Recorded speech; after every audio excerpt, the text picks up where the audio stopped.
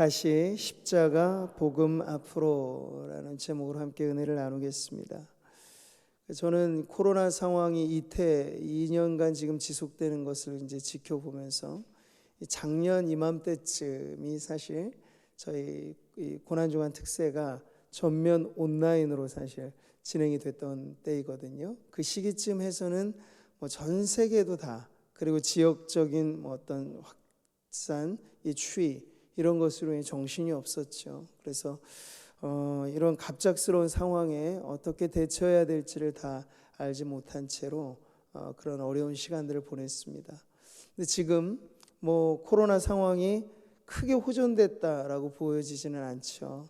그럼에도 불구하고 우리가 감사해야 될 것은 비슷한 어려운 와중에 있지만 이렇게 성도들이 함께 모여 차분하게 예배를 드리고, 또 올해 고난주간과 부활주일에는 그렇게 하나님 앞에 특별하게 기도하고 예배할 수 있는 그런 환경 가운데 우리가 있다 하는 것만으로도 우리에겐 참 감사한 고백이 아닐 수 없습니다. 우리 성도님들 안에 그러한 감사가 가득하시기를 바랍니다.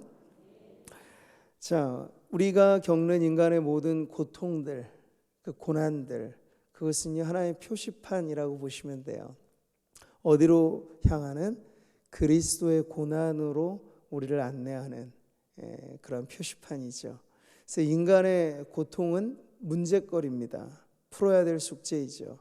그 자리에는 답이 없는데 그리스도의 고난, 그 십자가 앞에 나아가 우리의 모든 고통의 문제들을 내어놓으면요, 그리스도의 고난은 우리에게 답이 되는 줄 믿습니다.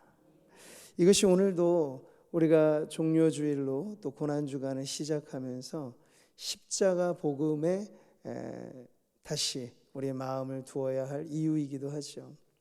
흔히 성탄절을 기준해서 BC, Before Christ, 기원전, AD, 기원 후 이렇게 구분을 하잖아요. 역사를 구분하는 기준은 예수님의 탄생인데, 우리의 구원의 역사의 기준점은 조금 더 정밀하게 말하자면 그리스도의 십자가를 기준으로 이루어지는 놀라운 은혜인 줄 믿습니다. 말씀에 이렇게 나와 있어요. 모세가 광야에서 뱀을 든 것 같이 인자도 들려야 하리니 이는 그를 믿는 자마다 영생을 얻게 하려 하심이니라. 아멘. 예수님께서 우리의 죄를 대신하여 죽으심의 그 자체가 그저 효력이 있는 것으로만 생각한다면, 어떻게 돌아가시든지 그 돌아가신 주님을 우리가 믿는다라고 하는 그 믿음의 고백에서 구원이 일어나게 된다면 조금 더 다른 방식이 있지 않았을까 우리는 생각해 볼 수 있어요. 근데 왜 십자가여야만 했을까요? 이 십자가, 이건 아주 높이 들려진 나무 위에 죄인을 달아매는 사형 방식이거든요. 그러니까 하나님께서는 이미 수천 년 전에, 오래전에 모세 시대에서부터도 하나님께서는 그 구원의 계획을 갖고 계셨던 거예요. 높이 들린 그 장대 위에 그 뱀에 물려 죽어갔던 그 사람들이 이걸 쳐다만 봐도 구원받는다, 살아난다라고 하는 그것이 먼 훗날 우리 예수님의 십자가 역시 높이 들린 그 십자가 위에 구원자를 바라보기만 하면 누구든지 그를 믿는 자마다 멸망치 않고 영생을 얻게 하시는 것이 하나님의 구원의 계획인 줄 믿습니다. 그러니까 쉽게 바라볼 수 있는 거예요. 구원의 커트라인은 우리 자녀들이 대학 들어가고 직장 구하는 것만큼 요즘에 너무 어렵잖아요. 근데 우리 하나님께서는 우리가 구원받는 일에 있어서는 그런 세상적인 기준, 인간적인 기준으로 그것을 문턱을 높여놓은 게 아니고 바라만 보라고, 믿음으로 바라만 보아도 우리가 구원을 얻게 하시는 이 구원의 방법을 위하여 예수님께서는 다른 길이 아닌 십자가의 길을 걸어가신 줄 믿습니다. 그래서 이 그리스도의 십자가의 복음이야말로 여러분 우리의 삶이 오리무중이라 해서 참 답이 없어 답답한 삶을 살아가실 수도 있는데, 바로 그 우리의 인생의 답이 되는 진리요 생명이요 구원의 길이 되는 것을 우리가 통해서 오늘 말씀은 이 십자가의 복음 앞에 우리가 다시 설 때 성도 개인의 신앙이 회복되고, 그리고 교회라고 하는 믿음의 공동체가 다시 서게 되는 그런 은혜를 오늘 말씀을 통해서 함께 나누고자 합니다. 자, 먼저 첫 번째는요, 복음의 능력으로 세워진 교회에 대해서 우리가 보는 건데, 오늘 본문의 말씀은 사도 바울이 개척한 고린도 교회와의 이야기가 나와 있습니다. 바울의 제2차 선교 여행 중에 사도행전으로 보면 18장에 나와 있는 고린도 교회 개척기의 이야기가 있죠. 근데 그때도 여전히 바울의 선교는 늘 버거웠습니다. 왜냐하면 반대자들이 늘 따라다녔거든요. 유대주의자들, 그 율법주의로 구원을 획득하려고 했던 그런 사람들은 오직 믿음, 오직 예수의 복음을 전한다는 이유만으로 바울을 박해하고 핍박했었던 것이죠. 고린도에서도 마찬가지였습니다. 그러니 바울도 사람이기에 얼마나 괴롭고 힘든 여건 속에서 선교가 눈에 띄는 어떤 결과가 나오지 않을 때 힘들었겠습니까? 그도 생각했을 수 있어요. 좀 이 지역은 아닌가? 접고 다른 데로 가야 될까? 하는 그런 고민을 할 차에 우리 주님이 밤에 환상 중에 바울에게 찾아오셔서 이런 말씀을 주시는 거예요.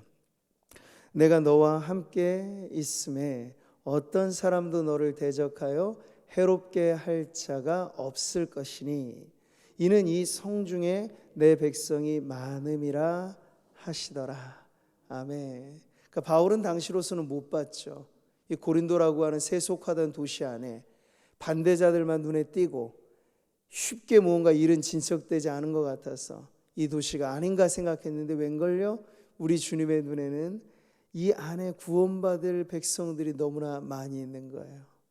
할렐루야. 때로 여러분의 눈에 절망이라고 보여도 그게 너무 속단하지 마시기를 바랍니다. 또 하나님의 눈에 보이는 우리의 인생은 언제나 하나님의 방법대로 희망일 수 있어요. 구미라고 하는 지역을 살아가는 성도들에게 있어서 이 도시는 이제 공단에 화려했던 옛날이 다 지나가고 지금은 어두운 미래밖에 없다, 이렇게 너무 빨리 속단하실 이유 없어요. 이 지역을 향한 하나님의 구원의 계획이 잃어버린 영혼들을 통하여 다시 살아나는 도시로 만들게 되면요, 우리가 상상할 수 없는 놀라운 변화들이 이 땅 가운데 일어나게 될 줄 믿습니다. 그러니까 언제나 하나님의 시선으로 내 인생을 보고 하나님의 안목으로 세상을 바라보는 성도들이 되시기를 바랍니다. 자, 그렇게 세워진 교회가 고린도 교회예요. 1년 6개월 동안 체류하면서 말씀의 사역을 통해서 교회를 강건하게 세워 갔던 것이죠. 이렇게 개척하고 바울은 그의 선교 방식에 따라서 또 다른 지역으로 가서 또 다른 교회를 개척하는 즈음에 몇 년간의 시간이 흐른 다음에 바울이 전해 듣는 고린도 교회에 대한 소식은 근데 참으로 안타까운 소식이었습니다. 교회 안에 이러저러한 문제가 너무나 많아서 처음에 세워질 때는 그토록 영광스럽게 아름다운 교회였던 고린도 교회가 초대교회, 많고 많은 교회들 중에 가장 문제투성이 교회라고 하는 그러한 오명을 안게 되어져 버린, 그게 바로 바울이 고린도 교회를 개척하고 얼마간의 시간이 지난 다음에 고린도 교회의 모습이었어요. 그래서 이 문제를 해결하기 위해서 바울이 편지를 썼으니 그것이 고린도전서 그리고 후서, 우리에게 주어진 성경 말씀입니다. 찬란했던 과거와 대조해서 더 비참해진 그 고린도 교회의 여러 많은 문제거리들을 바울은 바라봤을 때 거기에 대해서는 어떤 단편적인 해답이 아니라 보다 근본적인 답을 주기 위해서 그 교회의 문제를 진단합니다. 영혼의 청진기를 들여다대고 다 정밀하게 검사를 하는 거예요. 그러면서 그 처방으로 쓰여진 말씀이 오늘 우리 본문에 나오는 십자가의 도에 관한 말씀이에요. 다시 한번 보실까요? 십자가의 도가 멸망하는 자들에게는 미련한 것이요 구원을 받는 우리에게는 하나님의 능력이라. 아멘. 바울이 편지의 서두에서부터 아주 핵심적인 메시지를 줍니다. 십자가의 도라고 하는 것을요. 그러니까 당시 바울의 귀에 들렸던 고린도 교회의 문제들 가운데 가장 심각했던 교회의 내적인 문제는 바로 분쟁의 문제였어요. 교회 복음의 시초에는 교회가 온전히 하나로 똘똘 뭉쳐져 있었는데 언젠가부터 성도들의 머리가 조금씩 자라가면서부터겠죠. 그러면서 사분우열되는 거예요. 자신의 기호에 맞춰서, 자신의 성향에 따라서, 나에게, 내 신앙에는 조금 더 베드로적인 야성미가 더 어울려. 그래서 나는 개바파, 나는 베드로파야. 아니, 나는 성경 교육을 아주 잘 시켜주시는 아볼로가 나에게는 더 따를 만한 분이야. 아니, 나는 아볼로파. 이렇게 한 교회 안에서 여러 파벌이 형성되기 시작한 거예요. 그중 하나 바울파도 있는 거고, 또 이 꼴 저 꼴 보기 싫다, 뭐 사람을 따라 그렇게 다니냐 하면서 나는 그리스도파, 이렇게 말하는 성도들까지 생겼으니 그 당시 교회가 얼마나 여러분 모일 때마다 서로 이 분열과 갈등으로 아파했을지를 우리가 예상할 수 있죠. 자, 이러한 그 교회에 대해서 바울은 말합니다. 형제들아, 내가 우리 주 예수 그리스도의 이름으로 너희를 권하노니 모두가 같은 말을 하고 너희 가운데 분쟁이 없이 같은 마음과 같은 뜻으로 온전히 합하라. 이게 답이죠, 물론. 근데 이대로 되기까지가 사실은 쉽지 않은 거예요. 이미 나누어진 사람들에게 같은 마음을 갖고 같은 말을 하고 이런 게 쉽지 않다는 걸 우리는 알 수 있습니다. 보면요, 신앙이 없는 사람들보다 신앙을 가지고 있는 사람들 안에 분쟁이 생기면 이게 오히려 우리 생각에는 더 쉽게 해결될 것 같은데 하는데 오히려 더 안 되는 경우가 현실에서는 많이 보여지게 되죠. 그러니까 인간적인 문제를 신앙의 명분으로 포장을 시키게 되면요, 그것은 나중에는 누구도 간섭할 수 없이, 누구도 해결할 수 없는 문제가 되는 거예요. 그 옛날 여러분 중세시대에 성지 탈환을 목적으로 일어났던 십자군 운동, 십자군 전쟁을 보세요. 수히 많은 피 흘림이, 피비린내나는 전쟁의 역사가 끊이지 않고 왔거든요. 근데 그 시초에 무엇이 이 전쟁을 시작하게 하는가 하면 이게 하나님의 뜻이다 라고 교황이 외치고 거기에 동조하는 이 귀족 세력들이 군사를 집결시키고 하다 보니까 나중에는 명분 없는 싸움인지도 모르고 계속해서 이게 주님의 뜻이다라고 이 칼을, 창을 앞세우고 성지를, 그것도 거룩한 땅을 탈환한다는 목적으로 전쟁을 일으켰던 때도 있던 거죠. 지금도 마찬가지예요. 교회 내 분쟁을 통해서 우리는 세상 법정까지도 가는 교회의 일들을 참 부끄럽게 바라보게 되는데 왜 그래야만 될까라고 고민하게 되면요, 거기에 오히려 신앙이 명분화 되어진 더 깊은 문제가 도사리고 있다는 걸 알 수 있죠. 그러니까 자기는 베드로파라고 자부하는 사람에게 바울이 말하면 이게 들리기는 하겠어요? 그건 바울의 얘기일 뿐이고 라고 이제 튕겨내게 되는 거죠. 그러니까 이러한 상황에서 바울이 그냥 고린도 교회를 아무리 그가 개척자였다 하더라도 이미 떠나간 마당에 그 문제를 해결한다고 했을 때 그저 인간적인 충고나 조언 가지고 해결될 리가 만무했던 거예요. 그래서 더욱더 근본적인 해결책을 그들에게 제시할 때 바울은 말하기를 십자가의 도에 대해서 이렇게 말씀을 하는 거죠. 자, 바울이 말한 십자가의 도, 이 도라고 하는 말, 우리 한글 번역에는 이렇게 돼 있죠. 길 도자를 씁니다.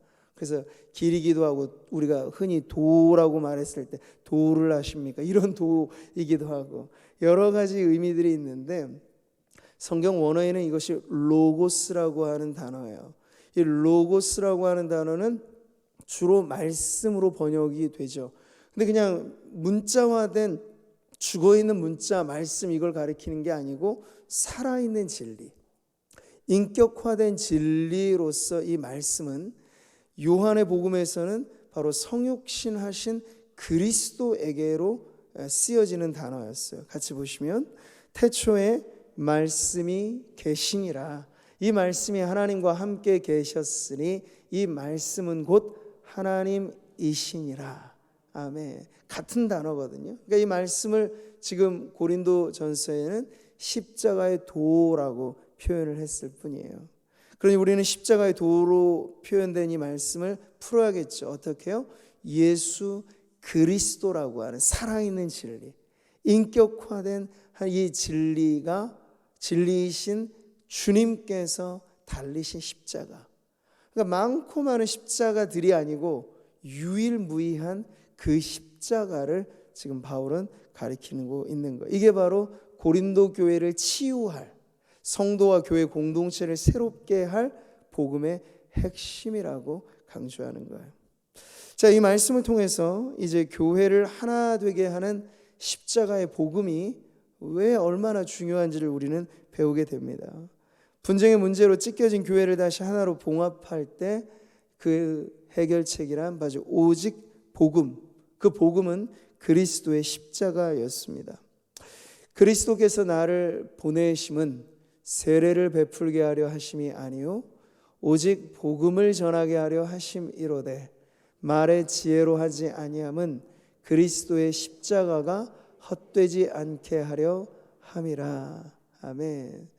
바울은 그가 하나님께 받은 소명과 사명이 어떤 한 자리에 오래도록 목회하면서 그렇게 목양하는 일반적인 목회자가 아니었고, 그는 선교사형의 목회자로 곳곳에 복음을 전파함으로 교회를 일으키는 사명을 그가 받았노라 이야기를 하는 거예요. 그래서 그는 가는 곳곳마다 오직 복음, 그리스도의 십자가만을 전하였노라 자신이 이야기를 하는 거죠.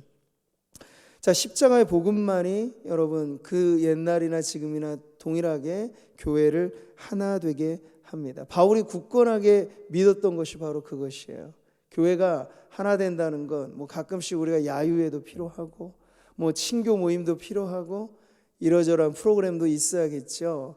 그러나 근본적으로 교회를 하나로 엮어주는 것은요, 이러한 방법에 있지 않고 그리스도의 십자가라고 하는 그 복음으로 우리가 칭칭 동여매어져 있을 때, 그 그리스도의 십자가로 구원받은 성도들이 모일 때 우리 안에는요, 다르자면 얼마든지 다를 수 있는 사람들이잖아요. 지금 성도님들을 보시면 우리는 너무 다들 똑같다, 우리는 한 몸이라 한 가족이라 생각을 하지만 파고 들어가서 보면 취미도 다르고 정치적인 성향도 다르고 경제적인 여건도 다르고 성별에 다른 건 두말할 것도 없고 다르다고 하는 게 우리가 같은 요소보다 더 많아요. 그런데 어떻게 우리가 구미 상무 교회라고 하는 이름 안에서 한 솥밥을 먹는 믿음의 공동체를 우리가 하나라고 이야기할 수 있을까요? 그러한 여러 가지 많은 차이들을 기준하는 게 아니고, 오늘도 우리가 여기 모여 우리는 주님의 한 백성입니다라고 말할 수 있게 하는 그 유일한 기준이 있을 때 교회는 분열이 아니라 더 하나로 온전케 되어지는 줄 믿습니다. 그게 바로 십자가의 복음이라고 하는 거예요. 십자가의 도가 멸망하는 자들에게는 미련한 것이요 구원을 받는 우리에게는 하나님의 능력이라. 아멘. 십자가의 도는 무엇입니까? 하나의 선명한 기준이에요. 멸망과 구원을 가르는 기준이라는 거죠. 우리는 교회에 속한 성도들과 그러지 못한 세상 사람들을 구분하는 그 기준을 무엇으로 삼고 있습니까? 보여주는 외모, 삶의 내용, 그건 다 비슷비슷할 수 있어요. 성도들은 뭐 하루 한 끼 먹고 사는 것 아니고 세 끼 꼬박 먹고, 우리들도 세상살이 하면서 여러 가지 많은 일들을 참여하고 감당을 하죠. 근데 그것으로 우리의 정체성이 달라지는 것이 아니라 예수 그리스도의 십자가라고 하는 그 복음에 대한 반응이 세상과 다르다는 걸 드러내는 가장 중요한 기준이 되는 거예요. 우리 주님이 하나님의 천국 비유로 말씀하실 때 알곡과 가라지의 비유를 하셨어요. 가라지라고 하는 애들이 심기고 자라갈 때는 어디서 자라났는지 알곡이랑 아주 비스무리하게 자라가서 이거 솎아내기가 쉽지 않죠.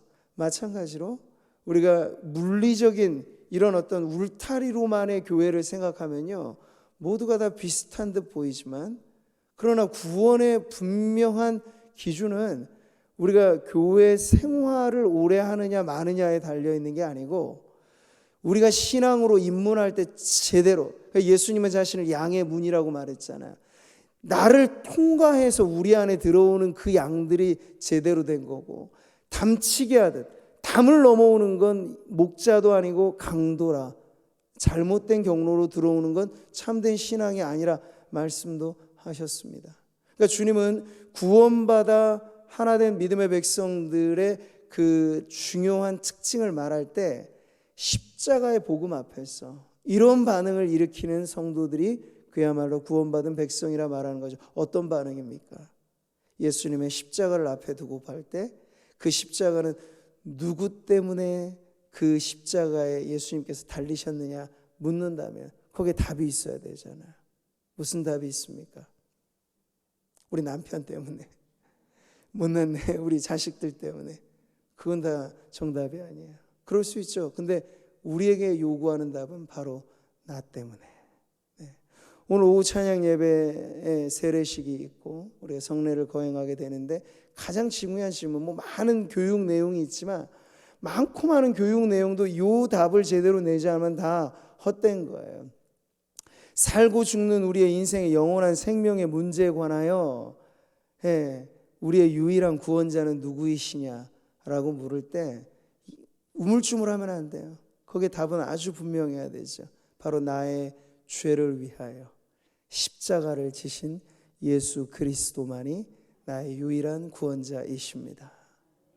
네, 바로 그렇게 답을 하게 될 때 우리는 그를 성도로 받아주는 것이고, 그분이 세상에서 어떠한 형편과 삶을 사느냐는 우리의 크게 중요한 문제가 아니라 바로 구원받은 하나님의 백성이라는 이유만으로 우리는 온전히 하나됨을 이루는 교회가 되는 것이죠. 여러분, 기독교 신앙을 절대 이념으로 생각하지 마십시오. 이념은 세계를 나누어 놓지 통합시키지 못합니다. 이념과 신념이 아니고 기독교 복음은, 여러분, 신앙생활이라고 하는 건 취미생활과 같은 것이 아니에요. 물론 우리는 일주일에 짧은 시간을 내어서 이렇게 예배에 참여합니다만, 그렇다고 하여서 조각난 우리의 생활의 삶의 아주 작은 한 부분을 참여하는 것이 신앙생활이라고 말하면 그건 전혀 잘못된 답이라고 할 수 있죠. 교회 생활도 마찬가지예요. 동호회 활동과 교회 활동은 전혀 같을 수가 없는 거예요. 비슷한 듯 다른 가장 근본적인 차이를 내는 게 바로 여기에서 갈려지게 되는 겁니다. 성도님이 교회의 활동을 무엇을 하든지 신앙생활을 어느 정도 이어오셨는지 그 모든 것의 출발점에 예수 십자가의 복음 앞에서 무익한 내가 유익한 자가 되었고, 버러지 같은 내 인생이 하나님의 존귀한 자녀가 되었고, 모든 것의 역정과 변화가 예수 십자가로 말미암아 내게 일어나게 되었다 하는 그러한 믿음의 고백이야말로 우리의 신앙의 첫 시작임과 동시에 지금 코로나 시대를 장기간 살아가면서 대부분의 성도들의 신앙의 평균치가 많이 저조해 있는 형편이 맞습니다. 그럴 때 우리가 다시 일어나게 하는 힘의 동력은 어디서 일어날까요? 물론 으쌰으쌰 하면서 무슨 운동을 하고 일을 벌이는 것도 단편적인 해결 방법은 될 수 있겠습니다만 근본적인 해결책은 안 돼요. 다시 우리의 신앙이 일어나 빛을 발하게 되려면 생명의 근원 되신 예수 그리스도 그 십자가 앞에 나와야 그런 변화가 일어나는 줄 믿습니다. 도마가 대답하여 이르되 나의 주님이시오 나의 하나님이시니이다. 여러분, 이 고백은요, 도마가, 의심 많은 도마가 예수님 부활하신 것을 제자들이 다 목격해서 전해줬는데도 나는 못 믿어, 나는 안 믿어, 죽은 자가 어떻게 다시 살아날 수 있어, 그렇게 정말 억지를 부리고 믿지 않으려고 발버둥 쳤던 상황에서 예수님께서 그에게 찾아오신 거예요. 손과 발에 찔린 못자국과 창자국을 보여주시면서, 야, 너는 이렇게 보여줘야만 믿느냐, 보지 않고 믿는 자가 복되다 하는 말씀을 주셨을 때 비로소 도마의 모든 의심이 사라지고 그 앞에 고백을 하는 거죠. 예수님이 나의 주님이시고 예수님이 나의 하나님이십니다 라고 말이죠. 우리 성도들이 신앙생활을 하면서 도마와 같이 믿음이 아예 없는 것은 아니에요. 그러나 흔들릴 때가 있어요. 의심의 먹구름이 우리에게 가득히 차올 수가 있어요. 교회나 사람들에게 시험 들어가지고 이 우리의 신앙마저도 방황하게 될 때가 있어요. 그럴 때 여러분, 우리가 다시 회복되어지는 은혜는 바로 십자가에 달리사 또 부활하여 영광에 오르신 예수 그리스도와의 제차 3차 새로운 믿음 안에서의 만남을 통해서 방황하고 고뇌하는 성도들의 신앙이 붙잡혀지게 될 줄 믿습니다. 구원받는 성도는 십자가의 복음에서 무엇을 봅니까? 하나님의 능력을 보는 거예요. 그리고 하나님의 지혜를 보는 것이죠. 오직 부르심을 받은 자들에게는 유대인이나 헬라인이나 그리스도는 하나님의 능력이요 하나님의 지혜니라. 여기서 그리스도는 어떤 분입니까? 인기 스타, 오늘날 많은 사람들이 추앙하는 그런 유력한 인사가 아니에요. 그저 십자가에 마치 죄인처럼 죽음 당하신 그분이 바로 우리에게는 하나님의 지혜고 하나님의 능력이라고 말을 하는 것이죠. 자, 우리 성도들의 신앙이 이 세상 가운데서 더욱더 확고해지려면 무엇을 해야 되겠습니까? 우리에게 절대적인 신앙의 가치를 더 확실하게 붙잡는 거예요. 우리가 절대라고 하는 말을 넣을 게 많지는 않아요. 사는 동안 우리는 이게 절대적이다 말하지만 지나고 보면 그건 아닐 수도 있다는 걸 많이 깨닫잖아요. 오직 하나, 사실 절대라고 하는 말이 붙어지게 되는 건 우리 주 예수 그리스도의 십자가의 복음 외에는, 하나님의 말씀 외에는 여러분 절대라고 우리가 붙잡을 만한 것이 없다는 걸 잊지 마시기 바랍니다. 그게 바로 절대화되는 신앙이에요. 나머지 것들에 대해서는 우리가 아까 말한 것처럼 세상 살면서 의견이 다를 수 있는 여러 분분한 것들에 대해서는요, 너무 꽉 붙잡지 마시라는 얘기예요. 그냥 느슨하게 놓아도 됩니다. 네. 그래야만 우리가 절대적인 십자가의 복음을 꽉 붙잡고 나머지 것들에 대해서 헐겁게 생각해야만 서로 의견이 조율이 될 수 있고 성도들이 하나 되어서 영광스러운 교회를 이루어갈 수 있는 것이죠. 자, 오늘 말씀은요, 우리가 이 고난주간을 앞둔 가장 중요한 이 시점에서 교회가, 그리고 이 세상이 참 어두워져 있는 이 세상 속에서 다시 어떠한 역할을 해야 되는가 하는 점에서 바로 십자가의 복음을 교회가 전하는 가장 중요한 사명으로 받아야 되는 것을 보게 됩니다. 오늘 말씀을 다시 한번 보실까요? 유대인은 표적을 구하고 헬라인은 지혜를 찾으나 우리는 십자가에 못 박힌 그리스도를 전하니 유대인에게는 거리끼는 것이요 이방인에게는 미련한 것이로되. 여러분, 이 말씀은요, 전 세계 당시에 바울이 살았던 세계를 총집합한 표현이에요. 유대인이냐 아니면 이방인이냐 이렇게 가르니까요.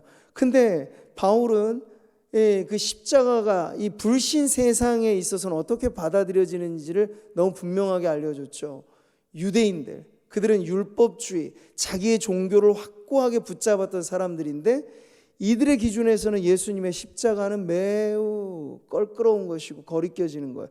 왜요? 나무에 달린 자마다 저주를 받은 자라고 율법은 말을 하는데 어떻게 이를 자신들의 구원자 메시아로 받아들일 수 있겠는가? 지금도 여러분, 이스라엘 그 사람들은 이미 2000년 전에 예수님이 구원자로 오셨음에도 불구하고 아직 오시지 않은 것처럼 메시아를 향한 그러한 갈망을 갖고 있다는 게 얼마나 안타까운 모습입니까? 근데 유대인만 그러느냐? 그게 아니고 이방인들, 그리고 그들 가운데 가장 지성인으로 꼽히는 헬라인들, 이 철학하는 사람들이 생각할 때 십자가에 달린 그리스도를 구원자라고 말하는 그리스도인들은 매우 미련하게 보이는 거죠. 왜냐하면 당시 로마가 고안해낸 가장 잔인한 사형 방식의 십자가형이었는데 그 십자가형은 로마 시민권을 갖고 있는 사람에게는 해당시키지 않을 정도로 잔인무도하게 여겨졌습니다. 그래서 가장 흉악한 죄인에게만 부과되는 게 십자가형인데, 아니 여러분이 믿는 믿음의 이 주인이 그 십자가에 달린 이라고 하면 내가 어찌 그를 믿을 수 있겠는가? 이게 바로 당시 철학화된 그리스 로마 사람들의 반대였죠. 바울이 여러분 이것을 몰랐던 것이 아닙니다. 그는 가는 곳곳마다 박해를 받고 조롱을 받은 이유가 다른 게 아니었어요. 철학을 좋아하는 사람들에게 철학 강의를 하면 인기를 얻었을 겁니다. 바울은 유대인들에게 바리새인이었던 이 옛 신앙의 옛 자신의 뿌리를 두고 이야기를 했다라면 환영을 받았을 거예요. 그러나 바울이 가는 곳곳마다 배척을 받았던 이유는 유대인들은 거리끼고 헬라인들은 미련하게 생각한 그 십자가의 복음을, 그러나 바울은 우직하게 누가 뭐라 해도 하늘이 두 쪽 나도 나는 이것 전할 수밖에 없다 하는 사명감을 가지고 이 복음을 전했기 때문에 바울은 고난을 받고 나중에는 순교의 자리까지 나아가게 됐던 것이죠. 근데 여러분, 그랬더니 생겨진 게 교회예요. 이게 여러분 가장 중요한 내용입니다. 세상과 타협하고 세상이 선호하는 그런 방식으로 문화화된 기독교를 선보이면 사람들이 좋아하겠지. 일순간 교회의 문턱을 낮춰놓으면 우르르 몰려올 수도 있을지 모르겠습니다. 그러나 그래서 한 영혼이라도 구원할 수 있다면 아마 그 방법을 썼을 거예요. 그러나 여러분, 세상이 선호하는 것을 들려주는 게 구원의 문제가 아닙니다. 구원은 호불호의 문제가 아니고 세상에 꼭 필요한, 하나님을 등지고 멀리 떠났던 이들에게 돌아올 길은 하나밖에 없는데 그 길이 바로 예수 그리스도의 십자가의 길이기 때문에 세상이 뭐라 하고 사람들이 뭐라 해도 나는 오직 그 길을 전할 수밖에 없다 하는 그 사명을 가질 때 여러분, 교회가 생겨나게 되는 것입니다. 그렇게 세워진 교회가 끊임없이 이 세상을 향하여 선한 영향력을 나타낸다면 그것이 또 무엇이겠습니까?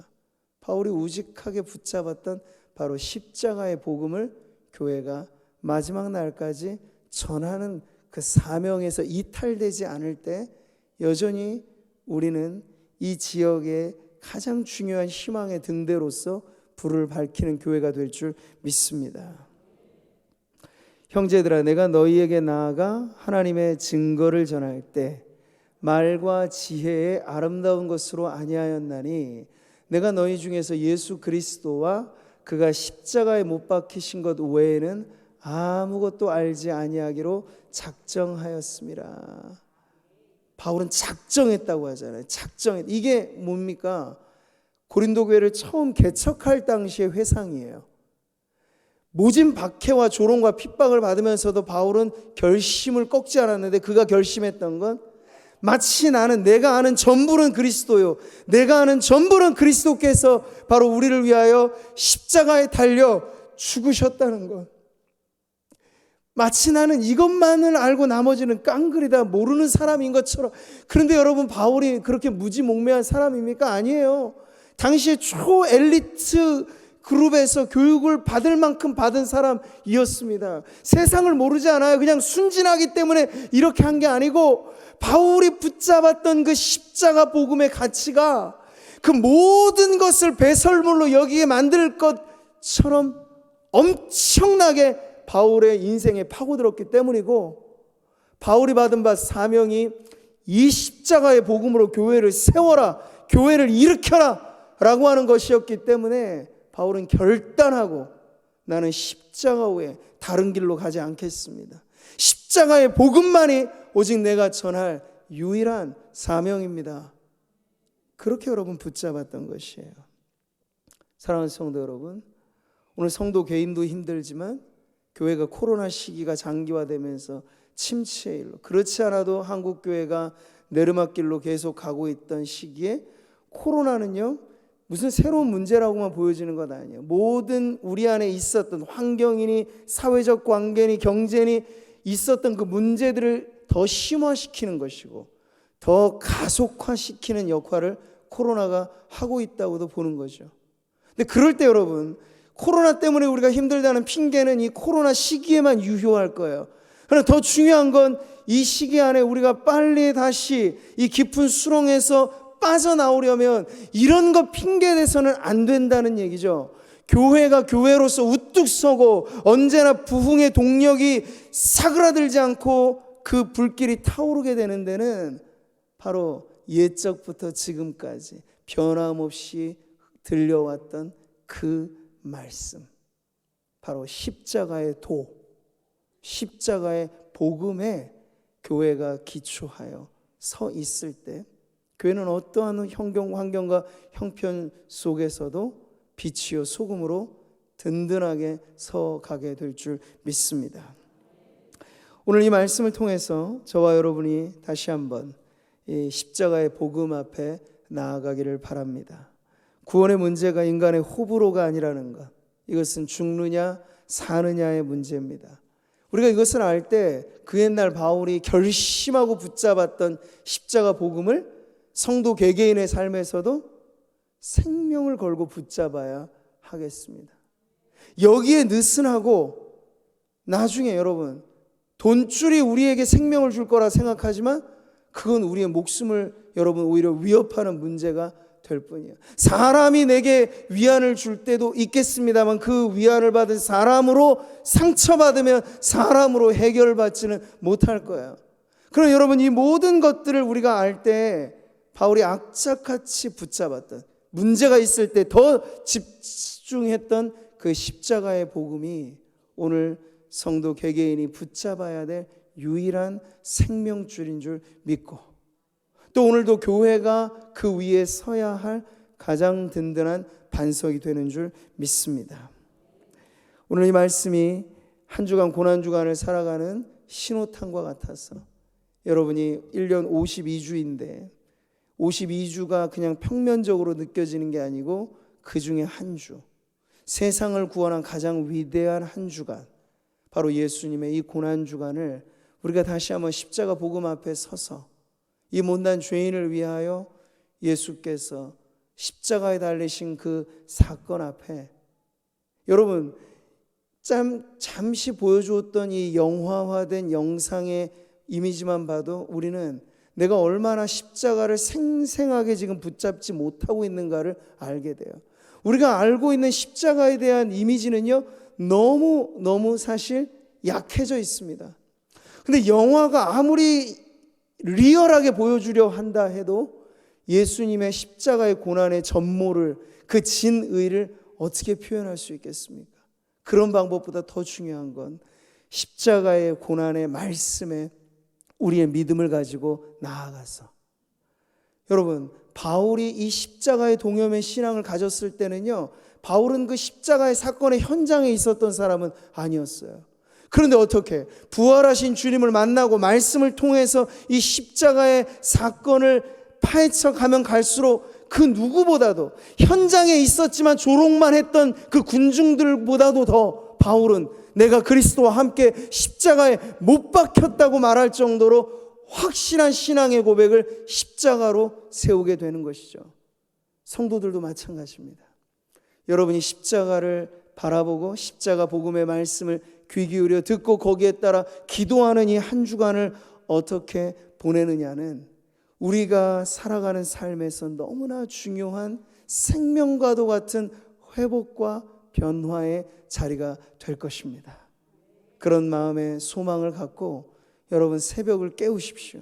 깨워서 우리 주님의 그 모진 고난의 현장 자리자리마다 비아 돌로로사라고 부르는 그 고난의 흔적을 우리가 추적하면서 우리의 삶에 부딪혀오는 여러 많은 이 아픔과 고통을 십자가 그늘 아래 묻어두고 온전히 해결받는 그런 은혜에 참여하는 우리 성도님들 되시기를 주님의 이름으로 축복합니다.